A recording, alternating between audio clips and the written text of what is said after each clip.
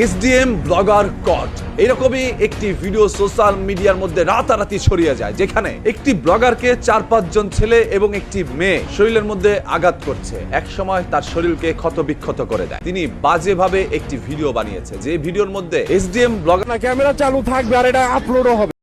তিনি এটা দীর্ঘদিন ধরে করে আসছে, যার কারণে এই আপুটি এসডিএম ব্লগারের নামে একটি জিডি করে, যে জিডিটি সাইবার ক্রাইমে ওনাকে পাঠানো হয়। আমি অলরেডি বনানী থানায় ওনার নামে জিডি করছি, ওনার নামে আমি সাইবারে অলরেডি নোটিশ পাঠাই দিয়েছি। এই মেয়েটি কেন আরো অসংখ্য ছেলেদেরকে ভাড়া করে এনে তারপর একজন ব্লগারকে এইভাবে আঘাত করে, তারপরও নিজের হাতেই কেন আইন তুলে নিতে হয়? তার চুল ধরে টান দিচ্ছিল এবং বাজে ভাষায় একজন মহিলা যখন এই ধরনের ব্যবহার করে, তখন উল্টো তার বিরুদ্ধেই অভিযোগ করার দরকার।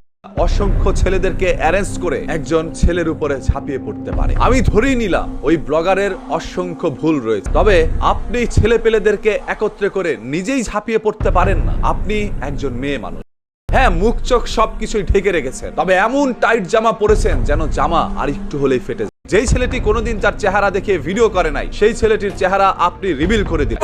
আমি ফেসিবিল করি না ভাই, প্লিজ। তাহলে আইনের উপরেই সবকিছু ছেড়ে দিতেন। আপনি পুলিশের সামনেও সেই ছেলেটিকে আঘাত করে যাচ্ছিলেন। আপনি এইভাবে শায়েস্তা করতে পারেন যদি আজ আপনার বিচার করা না হয়। পিছনে থাকা ছেলেরা বলছিল এসডিএম ব্লগারকে কট দিয়ে দিয়ে। ছেলেটি রাস্তা দিয়ে ভিডিও করতে করতে যাচ্ছিল, আপনি সেইখানে তাকে কট দিয়েছেন। এই রাতের বেলা আপনারা এতগুলো ছেলে একটি মেয়েকে নিয়ে রাস্তার মধ্যে কিভাবে ঘুরে বেড়াচ্ছেন? আর সেই মেয়েটি একাই 10টি ছেলের সমান। 10টি ছেলে যেটা করতে পারছিল না, সেই মেয়েটি একাই সেটা করছিল। দৌড়ে দৌড়ে সেই এসডিএম ব্লগারকে তিনি আঘাত করছিল। আমাদের দেশে এইটার কোনো বিচার নাই। একজন মহিলা যদি একজন ছেলেকে প্রকাশ্যে এইভাবে আঘাত করে, ক্ষতবিক্ষত করে দিতে পারে, তারপরও দেখবেন আইন এটা নিয়ে কিছু বলছে না। আপনি একজন সাধারণ জনগণ হয়ে, সাধারণ মানুষ হয়ে আপনি কি চান? ওই মেয়েটিরও বিচার হোক। যদি তাই হয় তাহলে ভিডিওটা সর্বোচ্চ গতিতে শেয়ার করেন, এবং ওই এসডিএম ব্লগার যদি কোনো অপরাধ করে থাকে অবশ্য তারও সাজা হোক। সেই সাজা যেন আইনের মাধ্যমে হয়। আমরা আইনের প্রতি শ্রদ্ধাশীল এবং আস্থাভাজন। আমরা আইনকে সম্মান করি, তাই আইন নিজের হাতে তুলে নিবে এইটা আমরা মেনে নিতে পারি না। বাংলাদেশের রাজধানী ঢাকার মাটিতে এরকম অহরহর ঘটনা ঘটছে, যেখানে নারীরা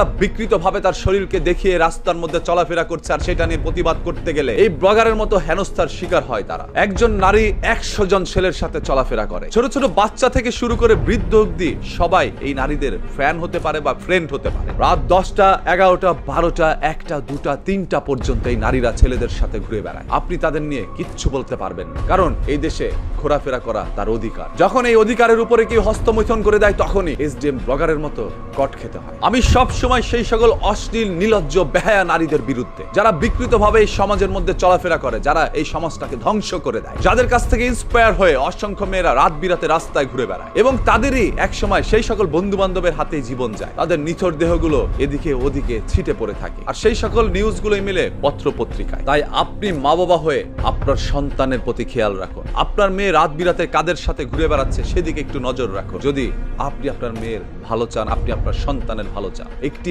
মেয়ে কখনোই একটি ছেলের বন্ধু হতে পারে না। তারা যে কোনো সময় একে অপরের সাথে ভালোবাসার সম্পর্কে আবদ্ধ হয়, এবং সেটা চলে যায় যৌনতায়। তাই আপনি যদি দেখেন একটি মেয়ে একটি ছেলের সাথে বন্ধু স্বরূপ আচরণ করছে, এটা সম্পূর্ণ মিথ্যা। ইতিহাসের পাতা তাই বলে, একজন ছেলে কখনোই একজন মেয়ের বন্ধু হতে পারে না। শুধু সুযোগের অপেক্ষা, সুযোগ পেলেই বিছায় বিছানা। বাই দ্য ওয়ে, আপনাদের কাছে কি মনে